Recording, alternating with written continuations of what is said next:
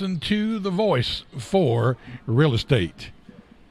Mr. Brent Ward is our host. Good morning, sir. Morning, Jimmy. How are you this morning? I'm okay. How about yourself? I'm doing just fine. Did you have a good weekend this weekend? I did. Father's Day. Father's Day, yeah. That was nice. Got to be with the family for a while. Yeah, we had about 14 of us wow. were together. Yeah. So we had a large group come in, and my mother killed herself trying to cook dinner for everybody, and I hated that part. They'll do that, won't they? She does, and of course she told my dad she did it all for him. So he was like, "Thank you," Thank you, And, but not necessary. But yeah, she did a great job. Everything was great. We had a good time, and Always everybody hung is. out for a long time. And the weather was nice. Little humid, but still nice. Yeah, we stayed in most of the time. We did, too. Had lunch after church, and then Same caught up thing on here. some videos of the grandchildren that we hadn't seen. So.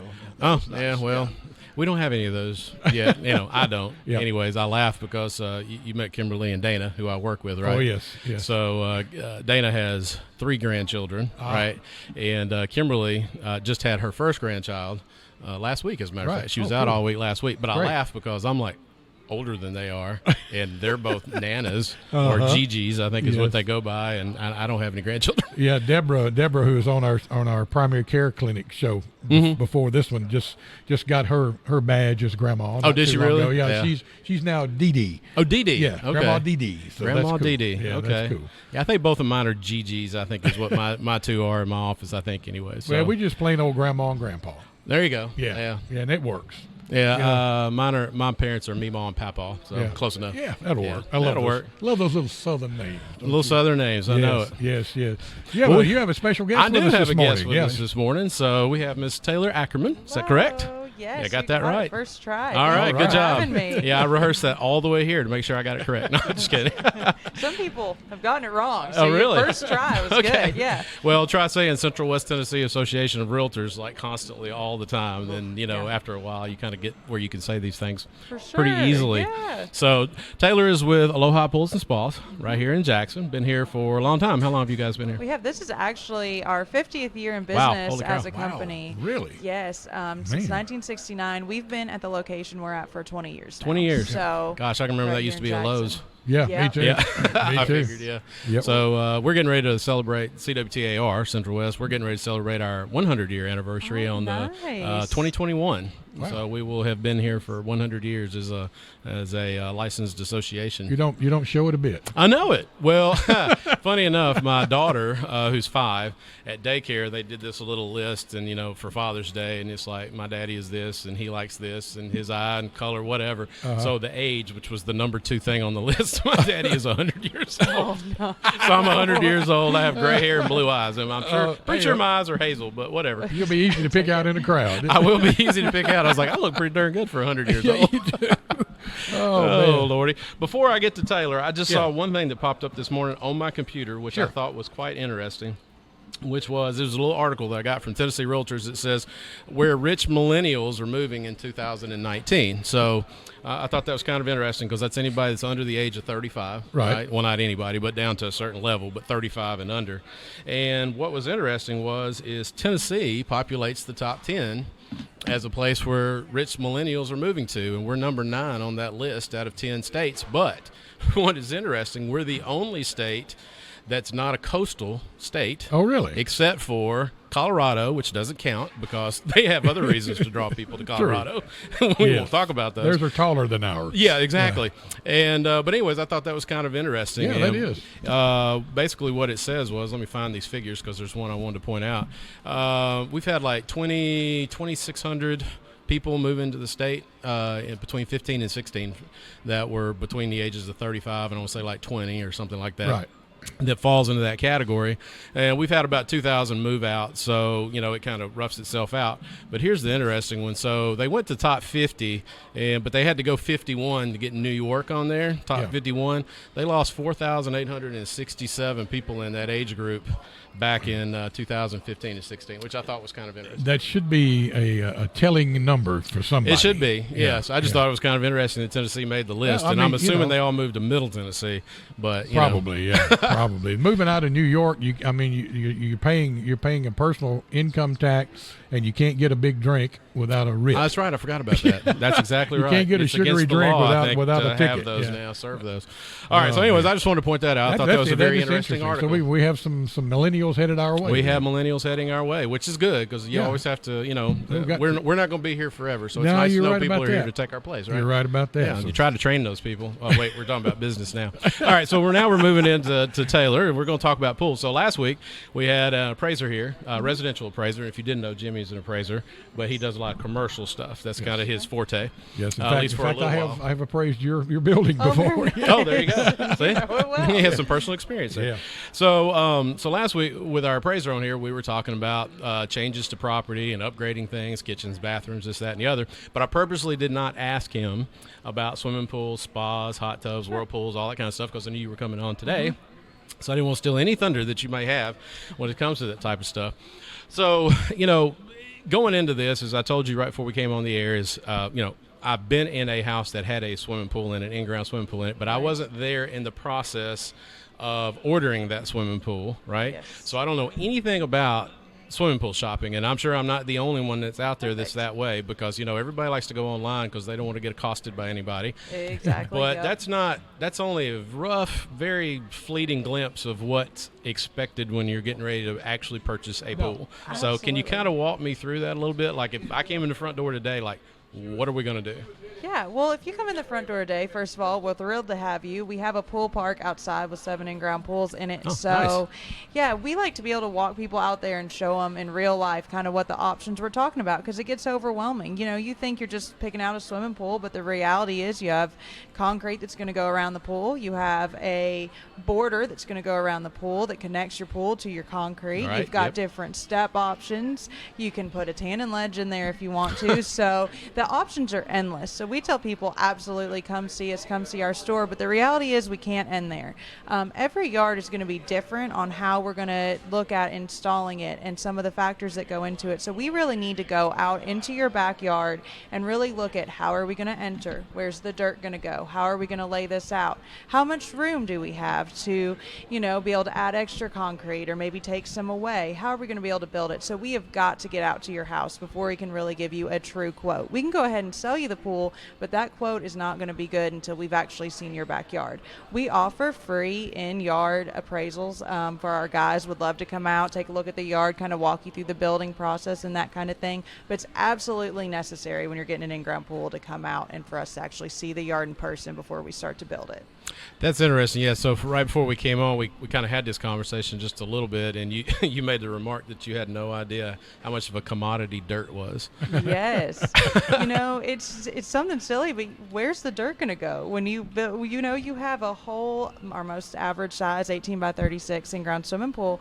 That is a lot of dirt that you have to find places for. And so people don't even think about it, but we have to either haul it off or find a different place in the yard or actually raise the level of the pool up so we can build the pool up out of the ground a little bit. So dirt ends up being one of our biggest issues when it comes to pools, just knowing where it goes or kind of how to do it. I found that quite interesting because the minute she said that, I was like, yeah, you know what? I never thought about the dirt part of it. It's coming out of the ground. It's got to go somewhere. Got to go somewhere. I mean, luckily where I live, there's plenty of places to dump a lot of dirt, but a lot of people, especially in a subdivision, they don't have that kind of luxury to do that. Don't. So it's got to go somewhere. So that's interesting. Well, moving on from the swimming pool, that just kind of struck me as funny. So you talked about the concrete around the pool, which raised another flag for me. So, and I have, like I said, I've lived in a house that has a swimming pool, and it was a vinyl liner swimming pool. So I know there's several different types. So, tell us a little bit about the types of pools. So vinyl liner is going to be the most common one and the one that we most commonly build. We actually do build all three. But the vinyl liner, so basically you're either going to have a steel or a concrete wall, and then you're going to have a vinyl liner that goes between it and the actual water that you swim in. It's going to be one of the easiest to take care of. We highly recommend it. You have the vinyl liner. It'll last you about 7 to 10 years before you need to replace it. But it's a lot better because you can kind of change the design of your pool every time you change out that vinyl liner, and it's a lot more cost effective to repair. The next step up from that you're going to have is going to be a fiberglass pool. It's actually just a giant fiberglass shell that goes right in the ground. A lot of times those are going to have some built-in seating options or kind of special step options built right into the fiberglass. So that's kind of cool if you want something more custom. Normally they don't go as deep into the ground, so normally you can't do diving pools on fiberglass. Okay. Something to keep in mind. Then gunite is going to be the most expensive. It's going to be your biggest investment, but it's absolutely gorgeous. Gunite is actually concrete that's sprayed into a rebar framework. It can be customized to any shape, idea that you can come up with. Also, people do a lot of custom seating options in those as well. We had a guy do a bench all the way around his pool, which was really cool. Like you could sit on the side of it anywhere. We have some people that do little mini bars and that kind of thing in the pool. Nice. So really, gunite is the way to go if you just want something that you want to dream up and completely build from scratch. But we do build all three.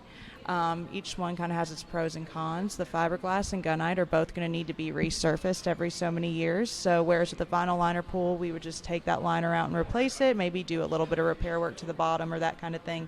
With a gunite or a fiberglass, you're going to have to completely resurface the pool, which can be a little bit costly once you get into it. Yeah, we rented a house. My wife and I rented a house, been a long time ago, down in Florida, and it had a fiberglass pool in it. So that was the first fiberglass pool that I had ever been in that I can remember anyways. But it was just really cool because, like you said, it had like little seats in it. It had like, I guess what you would assume is a tanning shelf. It was like a place you could kind of lay in the water, but just barely. And it was just really neat, that fiberglass pool. And I thought that, that'd be the way to go if you're going to do one. They just dig a hole, bring it over and drop it in. And you go. So, but I've seen some of those, and those can be a little bit smaller too if you didn't want such a huge pool like an 18 by 36, which I think you said was kind of a common size. But I've seen like a lot smaller ones in very small compacted spaces, like in a house that's L-shaped in the back with fence all the way around it, and they just kind of came in with a small front loader, dug out a hole, and just dropped it in over, and and it works out great. Absolutely. And the vinyl liner pools have really come a long way to where they can start now doing things like they do in fiberglass.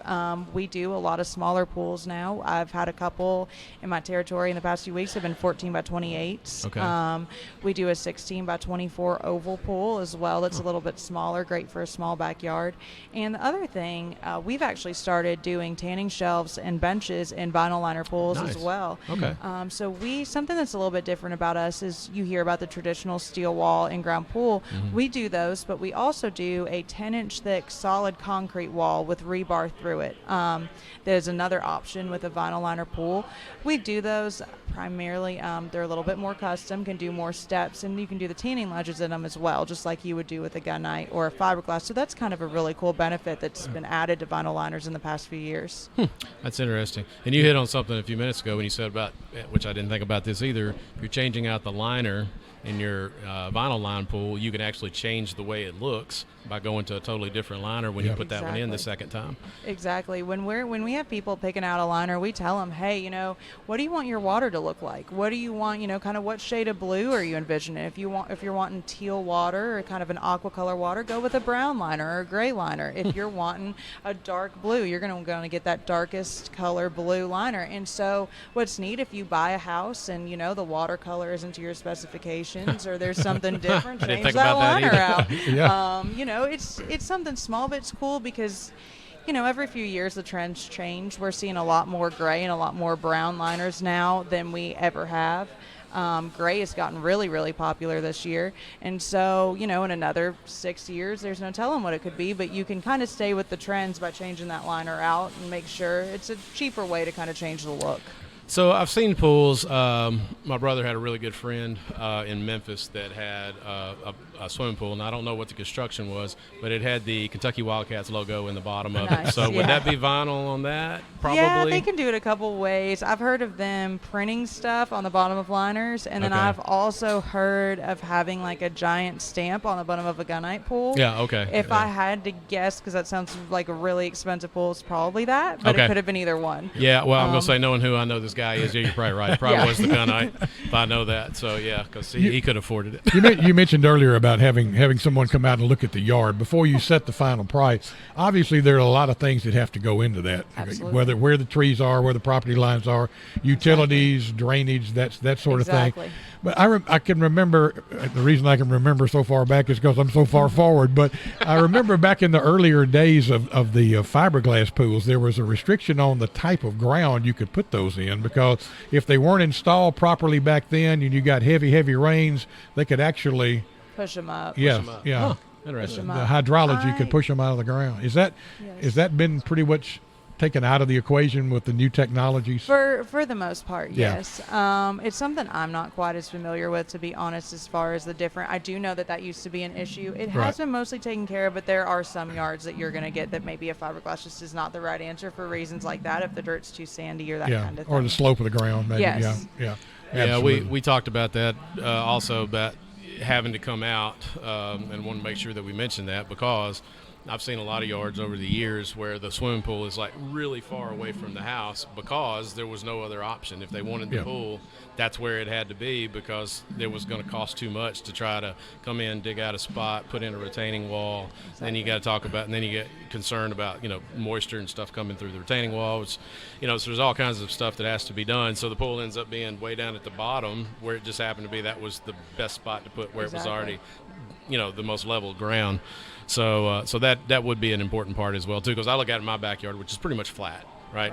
But I had one huge tree right outside the back door, plus I got another one that's still there. So the root system down there is going to be incredible underneath all of that. So I've pointed out to my wife many times. I was like, probably not the best place, over to the left, but the problem is I got septic tank Yep. on this side. I got a well over here. Yeah.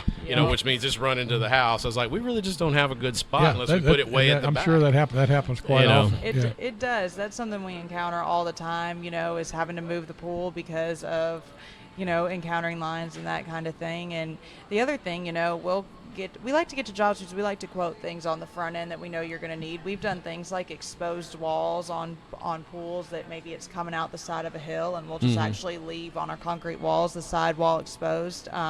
We do retaining walls and that kind of thing. But, one of our biggest concerns is making sure that we build it right to start with. We don't want you to have issues down the road with your liner floating, or with the drainage of the yard, or, with things constantly dumping in your pool. So we're trying to address those things on the front end. So when we make our recommendations, it's our guys that go out in the field. All of them have usually at least 10 to 20 years of experience. These guys have seen it all. They're really doing it. So they try to plan for everything they can in the beginning. So sometimes we may not be the cheapest quote, but we try to make sure we quote for everything that might come up. Gotcha. Okay, that makes perfect sense. That sounds like a perfect spot, real quick, Jimmy, to talk about our sponsors for today. You're reading my mind. I figured. This show is a presentation of West Tennessee Association of Realtors, and it is called The Voice for Real Estate for obvious reasons, and sponsored by Leaders Mortgage Services. 36 Stonebridge is their physical location. Their phone number is 215-6678. One of the integral parts of buying or selling a house is somebody's going to have to pay for it, and that usually means there's going to be a mortgage involved. Yep. And these days, mortgages are not as simple as A, B, and C. So you need to talk to someone who has the professional background, who has all of the contacts to get you the perfect mortgage for you that you can afford, that you can live with for the next 15, 20, or 30 years, and you'll be off and running. Get that done first, and then go shopping. Once you get all that in place, it's insurance time. Angie Hooten Hughes, the agent for Allstate Insurance locally, can take care of that for you. Not only your homeowner's insurance, which is going to be required by any mortgage lender, and even if you don't have a mortgage, you definitely want to have your own insurance. So Angie can look at that, take your car insurance, your life insurance, your homeowners, ball that into one package and save you some money and save you some time. And, of course, the property inspection is an integral part of the real estate transaction now. National Property Inspections, Pete Dubuisson is the man. They will come out and look that house over from top to bottom and write a report to let you know exactly what's in working order and what things may need to be changed before you sign the final papers. And, of course, the legal work, we recommend Bird & Bird Attorneys. They've been doing this in Jackson and West Tennessee since 1985. They know all of the ins and outs, what they need to be looking for as far as deed restrictions, title searches, everything that goes into looking to make sure that when you close that loan, it belongs to you and you alone. That's right. They're our 4 sponsors. That's right. That's perfect. It goes right through the real estate process, pretty much right from start to the beginning there. It when you does. get through there. It Just does. be sure you stick a realtor in there somewhere. Yeah, don't forget the once you get that the money lined up, then go find you a realtor. Go find you a good realtor. Absolutely. Let me ask you a question about customer relations and because not everybody, but people like. If I'm buying a car, I get nuts and I don't see all the stuff that I need to be looking at, and people buy boats and RVs and stuff like that. I'm sure it's the same way with pools. They see this wonderful cooling thing in their backyard and it's gorgeous, but they don't think about the upkeep, the cost, the all of the things that go along with it, the liability in a lot of cases. When you sit down with a new customer, do y'all counsel them about this sort of thing? We do. We normally kind of give them an outline of how things go and what it's going to look like. When we're actually going through the sale of the pool, we go over different equipment, how that different equipment is going to affect your pool, what it might take care of or automate for you. Some of the things of taking care of it and that kind of thing. We'll talk about some permitting costs or that type of thing. And then actually what my job is I'm a project manager for the company. So once the pool is sold, I then meet with the customer.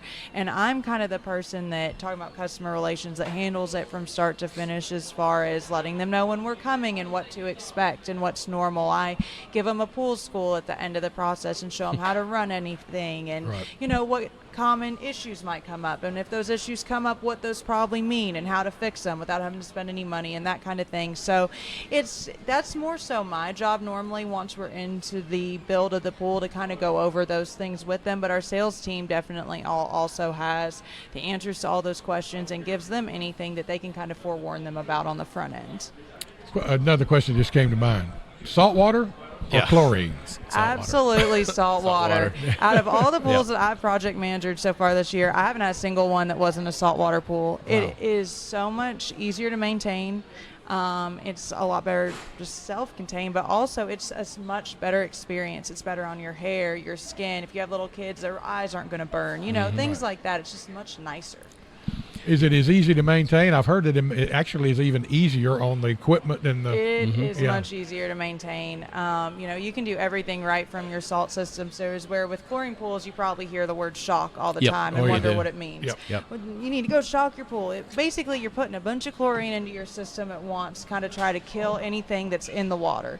Normally, you'll do this after you have a bunch of people swimming because normally someone's going to do something in the pool. Whoa, you're kidding? Yeah, they will. Or you'll do it to maintain once every couple of weeks. But on a saltwater pool, you can actually shock it right from your system. You don't have to drag out a heavy bag of chemicals and put them in your skimmer. You actually go over to your salt system, boost it up to full power, and let it run that way for 24 to 40 hours, then boost it back down. So, it's just a lot easier. Interesting. Yeah. What about cost? Are they equal in cost as far as? It's a little bit more expensive on the front end, but as far as what you'll save in chemicals over the years to do it, it's going to honestly end up about the same in the end because. Wow. I would assume the price on the saltwater system has actually come down from what it used to be, which is one of the reasons why it's more popular. And the only reason I say that is because I have little kids, right? And I'm not quite ready for a in-ground pool yet, so we just buy little small blow up in the backyard pools, right? And we use them. If they die, that's no problem. We just go buy another one next year, right? But I noticed this year when we went to go pick one up this year for a little pool in the backyard that now you can get saltwater systems for above ground pools. And I was like, wow, never seen that before. That's new. Yeah. And they're really not that expensive. Now, don't get me wrong, these are above ground small little pools, so they're not anything super great. But the point is, I figured the cost must have come down all of a sudden because now then you can buy these things in the store for these little above ground pools that you can buy somewhere. Yep. So that's why I figured the cost on those things. I haven't seen it. I didn't know that. Yeah, I didn't either until this year, and I was like, that's interesting. So anyways. They're constantly coming up, they're doing new science on it, new things. Like now they're starting to use other minerals in the water to do other different things and getting inline mineral systems. It's another thing we offer that uses salt with a combination of a few other things to help prevent against algae and that kind of thing. So they're always coming up with new stuff. Different stuff. That's interesting. You really don't ever think about the whole science behind what goes into it much. I guess it's just kind of one of those things. If it's not broken, don't fix it. But there's constantly going on all the time. So Jimmy mentioned on something a few minutes ago. You talk about you go through your pool school or whatever. There's building codes when it comes to pools and things like that. and I know it gets confusing for a lot of people, especially when it comes to like fences and stuff like that. So for Jackson and Madison County, which you're more Yes. familiar with, because I'm assuming most of your pools are here, kind of give us an idea, like what kind of things are we talking about? So in Jackson city limits, you have got to have a fence around your pool, so that no one can get in, that kind of thing. I know it's actually different from city to county. So I believe county, you do not have to have it. Now, the state of Tennessee, it's mandatory that you have a pool alarm. We sell it with all of our in-ground pools, but that is a mandatory thing. Now, I'm going to go ahead and say, because I know we're probably reaching some counties Sure, outside. yep. Sure. Always check with your city, because it's going to be different everywhere, and whether you live in the county or the city is going to really determine things. Like, I know Medina, you have to have a fence, but if you're in the county, you do not, if you're in the county of Gibson County. So you're going to want to call and make sure, and also with your insurance companies, it's really where it's Yeah. going to come into play, making sure a lot of them do require a fence, depending on where you are. You know, they have different regulations on it. So you're going to want to make sure you check with your city and with your insurance company. That sounds like a perfect question for Angie when she comes on the show with us, and she will be on in Yes. the next few weeks. Great. I have finally Good. talking to her. You got her. Yeah. Got her cornered. I did, yeah. Okay. Finally, Good I deal. tracked her down. Good deal. She said she's just been really busy, that- which that's is a good. good thing. Yeah, That's a yeah. good thing. We're doing our It's- job That's then. right. We're doing our job. That's right. So yeah, she will be on the show. So that's perfect answer or question for Angie when she comes on the show. I'm sorry. Go No, ahead. no, go ahead. I was going to say, we've got the pool in the ground. The water's Yep. in the pool. Yep. Drinks are in the mixer, right? All right, Absolutely. now, but there are so many other things that we've got to do before we go out there and start enjoying. We got to landscape, we got to have Yep. chairs, we got to have this, that, and the other. You can handle all that too, or do you We do you handle contract out? everything but the landscaping. Okay. We leave the dirt at like a rough grade. Yeah. We don't do sod and all that. We just can't. We're too busy building pools. Sure. Yeah, right. But True. we have the superstore, and we have all the furniture. We have all the finished stuff for the pool, any kind of extra accessories. We have all the chemicals. We actually do free water testing in the store, so you can bring a water sample just straight in from your pool. Everybody always asks me this. They're like, "Well, what do I bring it in? Just an empty bottle of water, a mason jar, that kind of Yeah. thing. Bring us a water sample. We'll tell you exactly what you need to add, kind of how much chemicals you have in it then, how much free chlorine, what your pH level is, and we give you instructions on how to add everything. And, I mean, they give you a sheet saying, add this, wait 6 hours, add that. So that's a really helpful service that we do for people to get started. Great It's deal. kind of Good deal. interesting. Yeah, the pool for dummies, which that's where I fall into the Yeah, you and category me there. both, man. Yeah. And you say that, but it actually, we've started, our service manager, Anthony, has started an every Saturday pool school. So he kind of goes over with people in the pool park some things, you know, that they may not know. You can always schedule one out at your house. That's a service that we offer. We can come out and we'll give you one if it's not a new build, that kind of thing. But if you want to come to the store, we can kind of tell you, depending on what kind of equipment you have, how to run things. Okay. These days in 2019, who puts in a pool? Young people, middle-aged people, retirees? You know, it's so funny you asked that.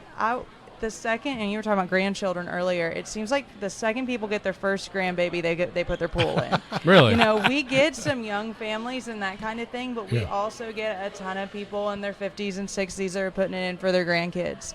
That's one of my most common thing, or people that are about to retire. They're finally in that forever house, maybe that they built or that kind of thing. Their families kind of getting to that point, like, all right, we're going to stay here. We're ready to put this pool in. You know, because for a lot of people, we call it a staycation, but it really Right. is. You know, a lot of people say, look, I've traveled, or, you know, I've got these little kids. It's hard to travel, and I really want to be able to stay home and enjoy my backyard and have it be like a vacation at home. And that's what we get a lot. So we either people with kids that want their kids to be, you know, that to be the yard where everybody kind of congregates, but also a ton of people with grandkids.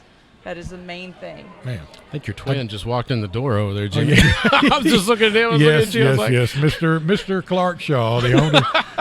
that has been a curse and a blessing for both of us for many, many years. I used to go home at night, and I'd tell my wife, I said, it happened again. She said, what? I said, I got Clarked. I got Clarked. I just looked up and I was like, oh my gosh, Jimmy's standing over there on the other side of the room. Throwing Yeah, my sorry voice, about yeah. that. I didn't mean to throw you off. That's okay. I have one more question. I know we're about out of time, but I have one more question. And this was kind of where I was building up to when we got in here. So, not number specific, but like what can somebody expect? So they come out and they have a new pool put in, and now it's time to sell their house. So what can they kind of expect from that when it comes to that time? I know it's an improvement. Yes, So it is an improvement, and that will be reflected, I believe, on the appraisal of your home as, an added addition. So it'll appraise for higher.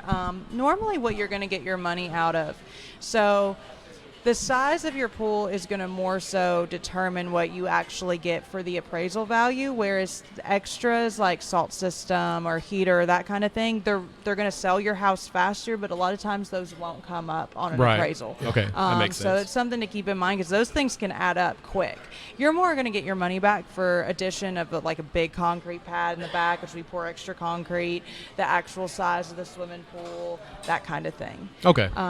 But, I always tell people it's going to sell your house a lot faster if you have a pool. If you're in a neighborhood and you're up against a couple other houses, you're going to sell that pool, the house with the pool, a lot faster than you will if you don't have one. Yeah, if it gets down to one or two houses, you're right. When you got that pool in the backyard, pricing is pretty comparable. Houses are pretty comparable. That pool, a lot of times, will just go ahead and push it over the edge. And even though you have that group that's just like, I don't want anything to do with the pool, maybe I've got small children. Yeah. But then when it comes down to it, if that's what they're choosing from, then yeah, eventually the pool and having a big role in that. Oh, yeah. Even though they say they don't want one, a lot of times they'll say like, well, it'd be kind of nice to have a swimming pool. Oh, yeah. So True. it does happen.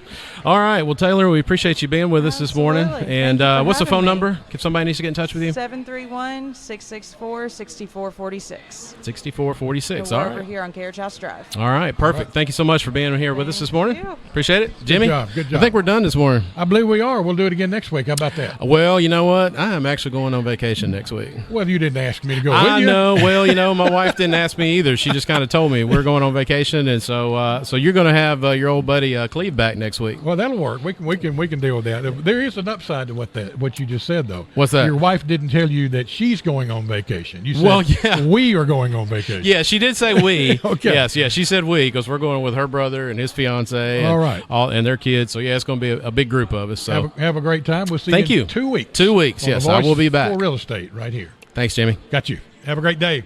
It is 10:49, about 11 minutes away from Schofield and McCoy. They're in the house.